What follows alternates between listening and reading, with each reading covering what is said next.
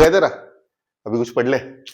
चलो, तो आज का टॉपिक है ऑक्सीडेशन एंड रिडक्शन। सबसे मेन टॉपिक है और सबको इसमें प्रॉब्लम आता है, and they are get confusing in what is the oxidation, what is the reduction.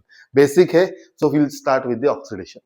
Oxidation का मतलब क्या है? तो loss of electron. Any metal atom which will be there, it will loss the electron. वो electron अपना छोड़ देगा। For example, we have the sodium. Sodium, everyone knows sodium. Whenever this sodium will lose the electron, Na+, it will give the electron. Whenever the loss of electron will take place, at that time it is known as the oxidation. Okay, or reduction means kya? So gain of electron. So in the gain of electron, electronegative atom will gain the electron. It will take the electron and it will becomes Cl-.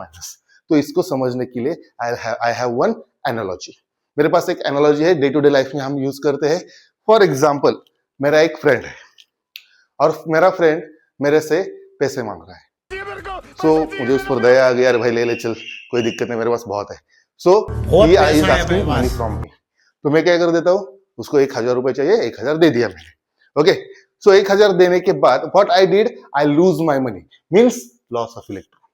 So it has been loss of electron, means मैंने पैसे दे दिए. सो at that time उसके पास जब पैसे जाएंगे तो वो उसके मन में क्या बोलेगा, अरे शिवम तो कितना अच्छा है भाई. So which charge? Positive charge. Like that, the sodium is having the positive charge. So whenever the loss of electron is there is a positive charge.